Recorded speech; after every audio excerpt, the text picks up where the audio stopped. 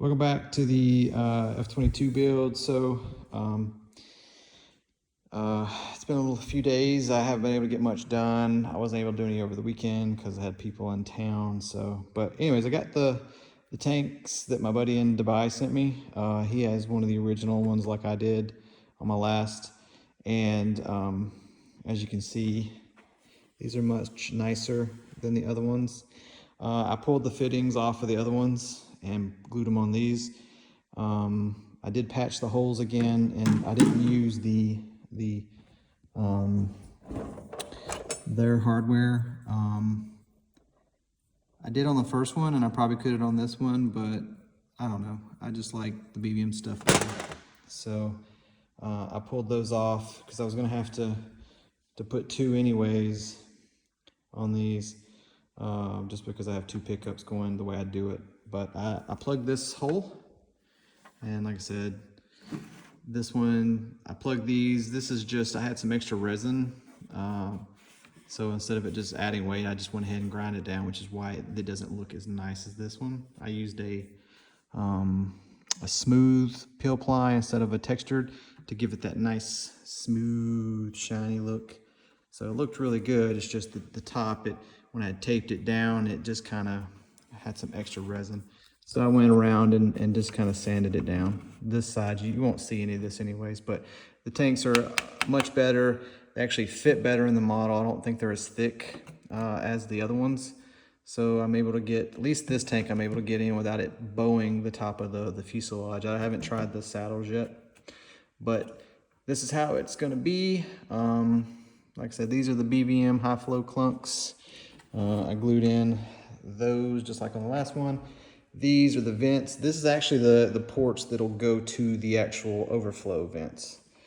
So how it works is these two plug into those two, and then the UATs feed out of here to the UATs, to the pumps, to the motors, and then these two will go over to the vents, the BBM high flow vents that you flush mount, and these are the little vent line plugs. They're magnetic.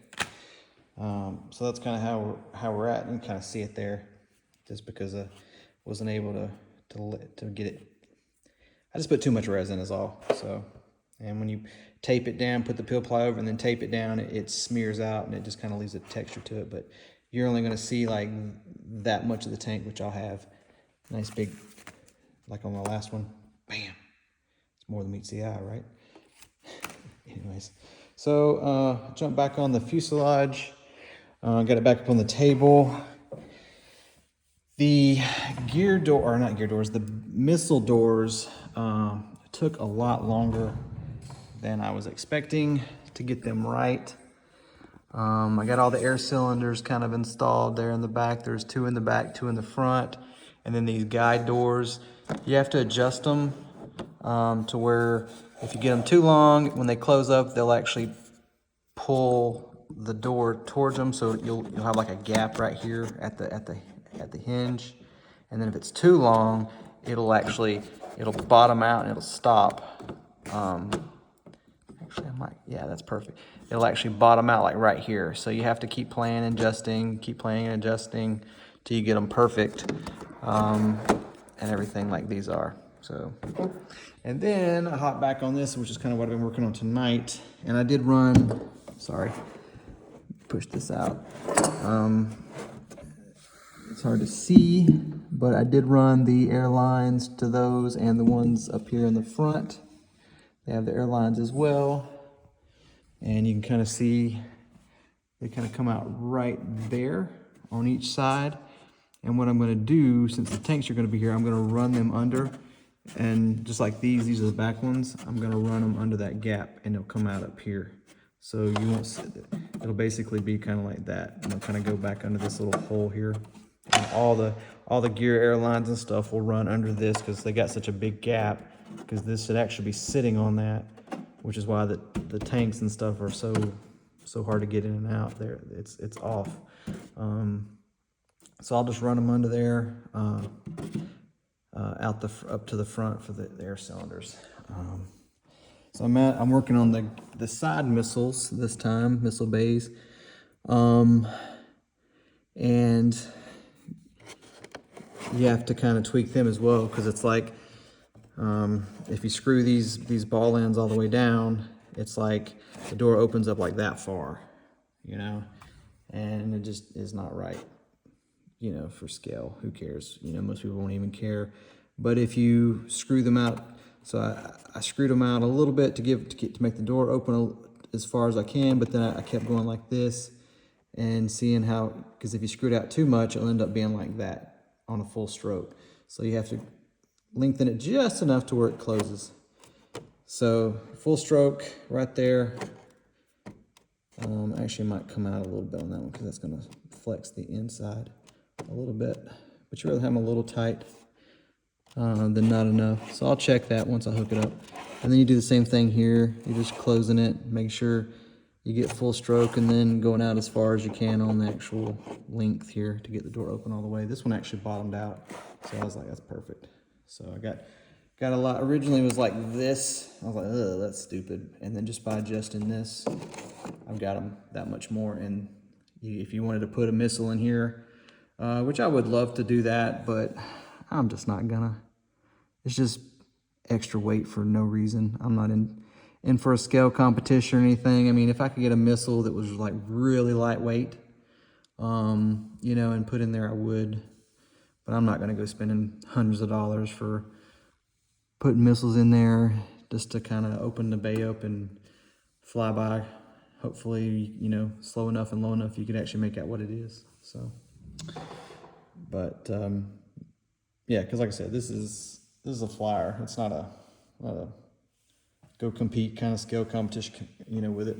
So well, that's where I'm at, and I've got to do the other side real quick for this, and then I'll be finished with that. And then I'm gonna start hooking up the air lines for all the doors, and then I'll run all the lines for the gear. They'll come out these little holes here and kind of hit right here. All the T-fittings will be right here, and then they'll run up under here, just like all the other ones. And then, yeah, then I'll get the rear end section put on.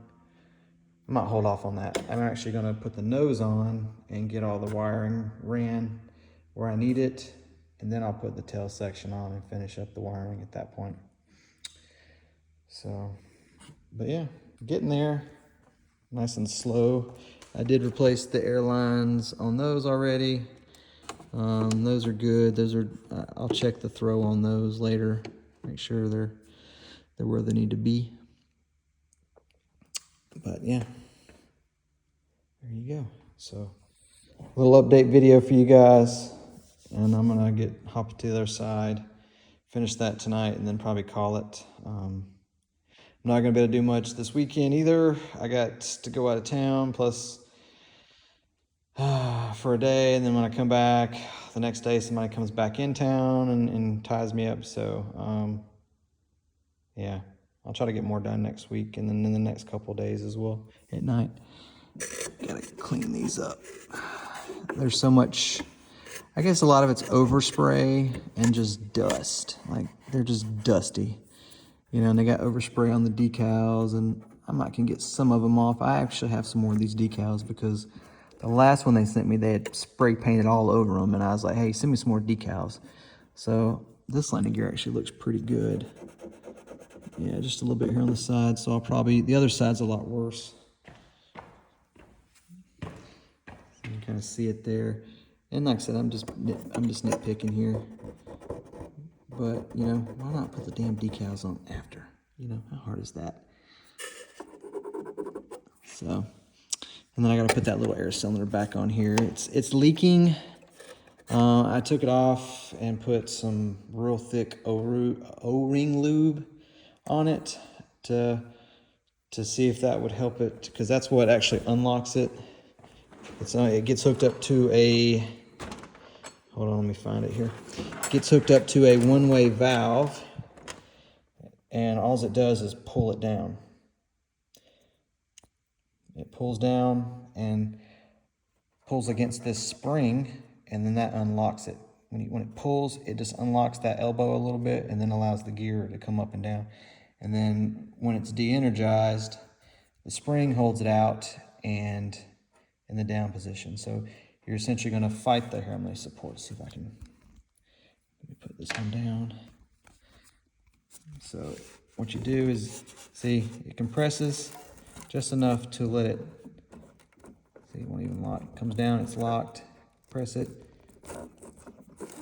gear comes up.